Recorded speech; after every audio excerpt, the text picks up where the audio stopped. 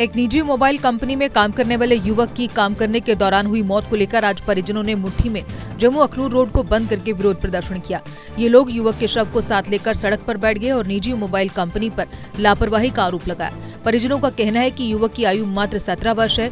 ऐसे में कंपनी ने उन्हें नौकरी कैसे दी, जबकि अगर वो इस आयु में भी नौकरी कर रहा था तो उसकी सुरक्षा का ध्यान क्यों नहीं रखा गया, क्यों उसे खंबे पर चढ़ाया गया जहां पर उसके करंट लगने से मौत हो गई। गुस्साए रिश्तेदार लापरवाही के लिए कंपनी के अधिकारियों की गिरफ्तारी की मांग कर रहे थे, जबकि साथ ही परिवार को सरकार की तरफ से मुआवजा देने की भी मांग की जा रही है।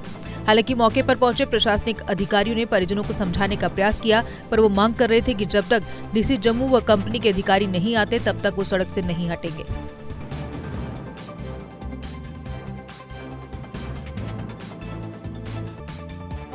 देखो, ये बड़ा दुखद हादसा है। मुझे लग रहा है कि मर्डर केस है। उस कंपनी ऊपर उन्हें अधिकारियों पर मर्डर के चार्जेस लगने चाहिए, क्योंकि एक बच्चे ने जो अखे बच्चे सपने हैं कुछ करने दे, जो परिवार की उम्मीदा ही अपने परिवार की खुशी देने दी, अज जो सपने जेडे चकनाचूर हुई है, लेकिन प्रशासन की तरफा कोई नहीं आया। मैं बड़ा अजीब लगा था कि पुलिस प्रशासन जुदा एक कम हाँ, लेकिन पुलिस प्रशासन भी उन कंपनी की अप्रोच कर इतने नहीं लिया सकी।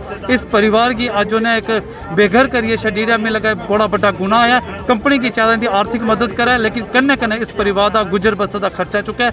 नहीं तो लोगों का ये गुस्सा ये बददा है जाना। इस गुस्से की लो ऐसा ना हो कि एक अलग रूप ले है जिला प्रशासन की और पुलिस प्रशासन की, ऐसा ना कोई बड़ी हानि का सामना करना पे, क्योंकि ये लोग के अंदर गुस्सा एक मासूम ने अपनी जान खोई दी और वह एक मर्डर हुआ। एग्रीकल्चर विभाग के ग्रेजुएट्स ने आज SRO 442 के खिलाफ विरोध प्रदर्शन किया और उपराज्यपाल से मांग की कि इस SRO को तत्काल प्रभाव से वापस लिया जाए, क्योंकि ये SRO एग्रीकल्चर यूनिवर्सिटी के ग्रेजुएशन करने वाले युवाओं को सीधी भर्ती से रोकता है, जबकि विभागीय प्रमोशन को 100% करने का आदेश प्रदान करता है। इससे युवाओं को सीधे सहायक एग्रीकल्चर अधिकारी बनने में रोक लगती है। ऐसे में इसे वापस लिया जाए।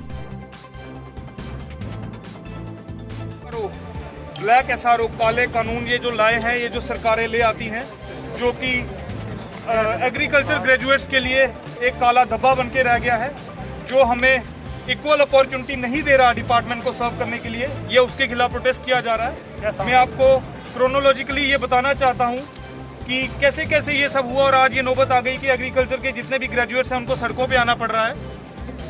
जो हमारी रिक्रूटमेंट पॉलिसीज थी एग्रीकल्चर ग्रेजुएट्स के लिए, उसमें जितनी नंबर ऑफ वैकेंसीज डिपार्टमेंट में वैकेंट थी, उनमें 60% कोटा जो था वो डायरेक्ट रिक्रूटमेंट का था।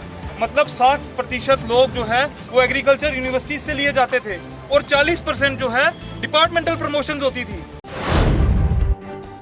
ऑल इंडिया कांग्रेस कमेटी द्वारा गठित की गई टास्क फोर्स कोविड-19 के चेयरमैन गुलाम नबी आजाद के निर्देश पर आज जम्मू में कांग्रेस नेता विनोद मिश्रा, जय सिंह, अश्विनी खजूरिया, प्रीति खजूरिया, अश्विनी हांडा, गौरव चोपड़ा सहित अन्य नेताओं ने एक समारोह का आयोजन किया। इस दौरान मीडिया कर्मियों को कोरोना वॉरियर्स के रूप में सम्मानित किया गया और साथ ही कोविड-19 को लेकर इम्यूनिटी बूस्टर किट बांटने का अभियान भी शुरू किया गया। नेताओं ने बताया कि immunity booster kit task force कोविड-19 द्वारा पूरे प्रदेश में बांटी जाएंगी और इसकी शुरुआत जिला स्तर से की गई है और फिर मंडल व बूथ स्तर पर इन्हें बांटने का कार्य किया जाएगा ताकि हर एक नागरिक तक ये किट पहुंच सके।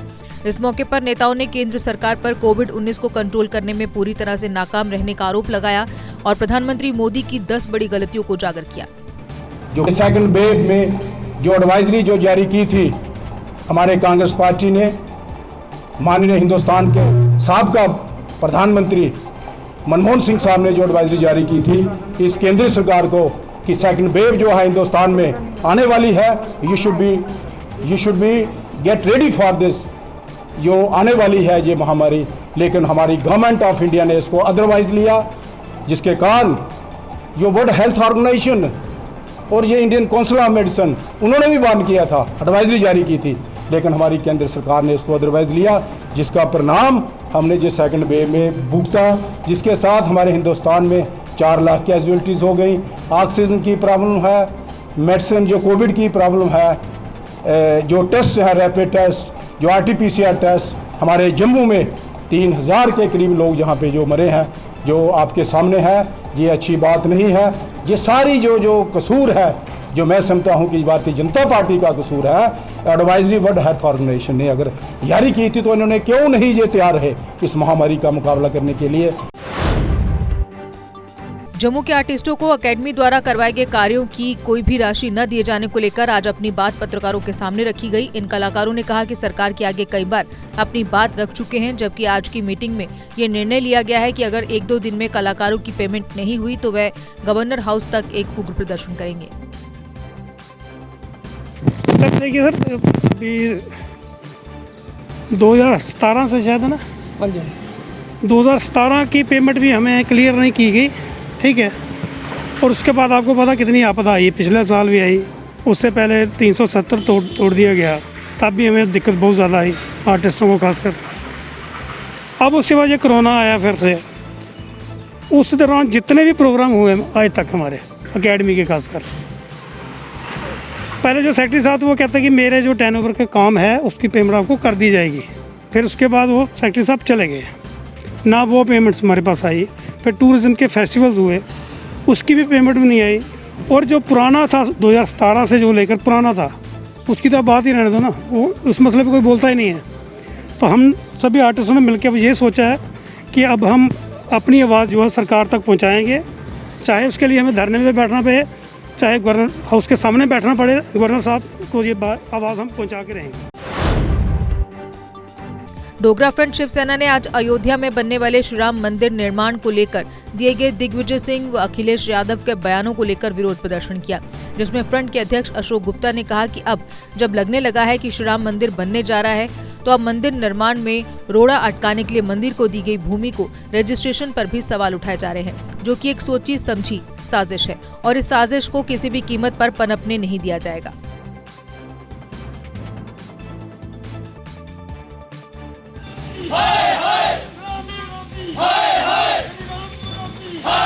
कोई कहता है भगवान काल्पनिक है, कोई कहता है दशरथ के महल के अंदर भगवान का किस कमरे के अंदर जन्म हुआ, कोई कहता है भगवान राम है ही नहीं। इस तरह की बातें करके श्री राम जी के जो अस्तित्व है उसके विषय के अंदर विरोध करने का प्रयास किया जा रहा है, ये कदापि बर्दाश्त नहीं होगा।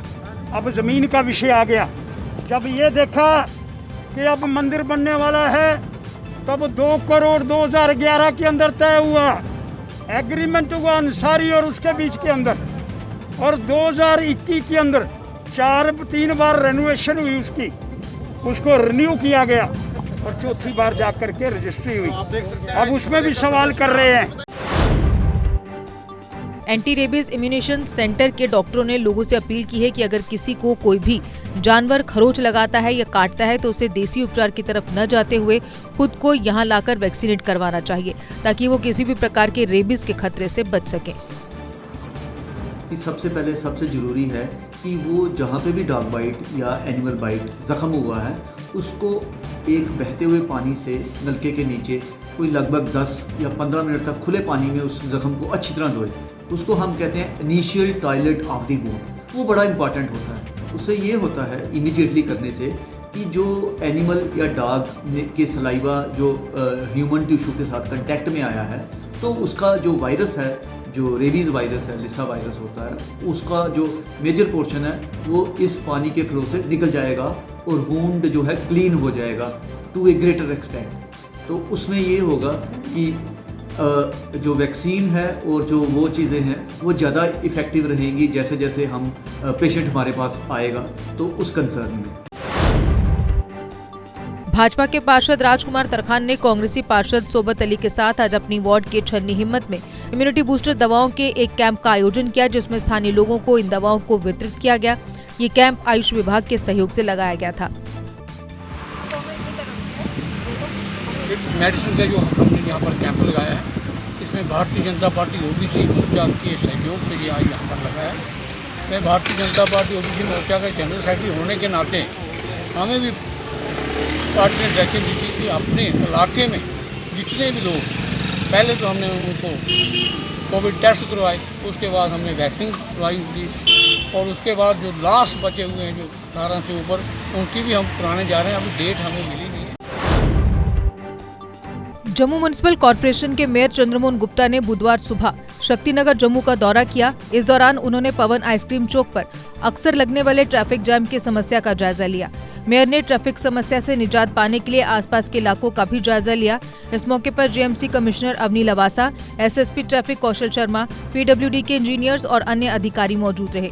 मेयर ने कहा कि इस चौक पर ट्रैफिक मूवमेंट को सुचारू बनाने के लिए योजना का ब्लूप्रिंट बनाने के निर्देश दिए गए हैं।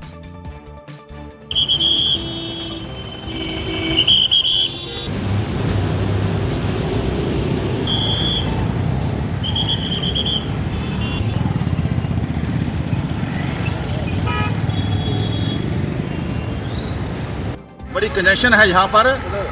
कारण एक है, ये 4 लेन हमारी बन रही है, फ्लाईओवर बन रहा है, उसके कारण पूरी ट्रैफिक जो है जम्मू की ही नहीं, अखनूर की नहीं, पुंछ से लेके सारी ट्रैफिक इसी रोड पे है। इसकी बड़ी कंजेशन है यहाँ पर। इस रोटरी को कैसे अच्छा कर सकते हैं? स्मार्ट सिटी के तहत शहर की सारी रोटरीज जो हैं यहाँ कंजेशन है, उनको डीकंजेशन करने का काम कर रहे हैं। मैंने कमिश्नर से बात की थी कि आप ही यहाँ आइए और जो पीडब्ल्यूडी विभाग के एक्शन साहब सब यहाँ आए हुए हैं, ये ड्राइंग तैयार करेंगे और ड्राइंग तैयार करके हम लोग जो यहाँ स्थानीय लोग हैं बैठ के उसके ऊपर विचार करके जो भी बढ़िया से बढ़िया रोटरी, बढ़िया से बढ़िया चौक आने वाले समय में जब 4 लेन और हमारा फ्लाईओवर तैयार हो जाएगा, मुझे लगता है इस रोड पे ट्रैफिक भी कम होगी। फिर भी इस चौक को अच्छा खूबसूरत करना है शहर का, और आने वाले समय में जिस तरह पूरे शहर को स्मार्ट सिटी की तरफ ले जा रहे हैं, इस क्षेत्र को भी हम चाहते हैं कि बढ़िया से बढ़िया स्मार्ट हो। जेएमसी कमिश्नर अवनी लवासा ने कहा कि पूरे जंक्शन का प्लान पीडब्ल्यूडी के सहयोग से तैयार किया जाएगा। इंटरसेक्शन की कुछ हमने प्रॉब्लम्स देखी हैं मेयर साहब के साथ, तो पीडब्ल्यूडी के द्वारा यहाँ का एक जंक्शन, पूरे चौक का इम्प्रूवमेंट का एक बनेगा प्लान, और उसको हम स्मार्ट सिटी में फंड कर इसको टेकअप करेंगे ताकि यहाँ सभी लोगों को राहत मिले। आपने कहा कि मेरे साहब ने पहले बताया कि अच्छा नक्शा जो तैयार होगा आने वाले 22 मार्च में, लेकिन कनाल रोड की अगर बात कर दो उसके बारे में क्या कहना चाहेंगे? वहाँ का ट्रैफिक भी बहुत ज़्यादा है। कनाल रोड की बात देखिए, फेज़ वाइज हम सारे नेटवर्क्स को ले रहे हैं। सबसे पहले फेज़ में रेजिडेंसी रोड, अप्सरा रोड, मुबारक मंडी से जो पंचतीर्थी का रास्ता है, और जो त्रिकुटा नगर के कनाल के साथ साथ सड़क है, पहले उन चारों को लिया जा रहा है। कुल मिला के 25 से 30 किलोमीटर रोड इम्प्रूवमेंट है। जिंदगी बेहद कीमती है, ये बात हमेशा ध्यान में रखनी चाहिए। इसी अहम बात को वाहन चलाते हुए भी ध्यान में रखकर ट्रैफिक नियमों का अच्छे से पालन करना चाहिए। ये कहना है एसएसपी ट्रैफिक कौशल शर्मा का। उन्होंने आज मीडिया कर्मियों से बात करते हुए कहा कि लोगों को ट्रैफिक नियमों का पालन अपनी सुरक्षा के लिए करना चाहिए। हो रही हैं, ज़ाया हो रही हैं, शायद और किसी भी बीमारी या पेंडेमिक से उतनी नहीं हो रही, तो ये रुकना चाहिए, ये चेक होना चाहिए, और उसमें बड़े सारे लोगों का रोल है। ट्रैफिक पुलिस तो उसमें एक छोटा सा कंपोनेंट है, एक छोटी सी एजेंसी है जिसको इन्हें रेगुलेट करनी है। मल्टीपल प्रॉब्लम्स हैं, जैसे आप देख रहे हैं कि ट्रैफिक का वॉल्यूम बढ़ गया है, गाड़ियों का नंबर बढ़ गया है, पॉपुलेशन बढ़ रही है। ओल्ड टाउन्स हैं, उनमें ये प्रोविजंस नहीं थे पहले गाड़ियाँ इतनी रखने की, इनकी कैरिंग कैपेसिटी नहीं है, रोड उस तरह से नहीं है। ये सारी की सारी चीज़ें, जितनी भी चीज़ें ये हो रही हैं, इसमें हमको ये देखना है कि एक तो रेगुलेट हो, एक तो ट्रैफिक रेगुलेट हो, कंजेशन कम हो, और जो उससे सब इम्पॉर्टेंट चीज़ है वो लॉस ऑफ लाइफ नहीं हो बिकॉज ऑफ एक्सीडेंट। नानक नगर क्षेत्र में नाले को पक्का करने के कार्य के शुरू होने के बाद आज स्थानीय लोगों ने विरोध प्रदर्शन करते हुए सड़क को बंद कर दिया। लोगों का आरोप था कि नाले के निर्माण में इसकी चौड़ाई को कम किया जा रहा है और जानबूझकर इसकी चौड़ाई को कम करके कुछ रसूखदार लोगों को लाभ देने का प्रयास किया जा रहा है, जो कि बिल्कुल बर्दाश्त नहीं किया जाएगा। लोगों ने सरकार से मांग की है कि पहले जितना नाला था उसे उतना ही चौड़ा बनाया जाए। सर देखो, सर नाले का मसला हुआ था। अगर कमिश्नर साहब आज आई थी तो ये वो पीछे से पढ़ा कर लाया गया था उनके कि आप उतनी ही बात कीजिए, और पप्पू चौधरी का हाथ पकड़ा ऐसे करके, चलो जी ठीक है सर, मानते हैं।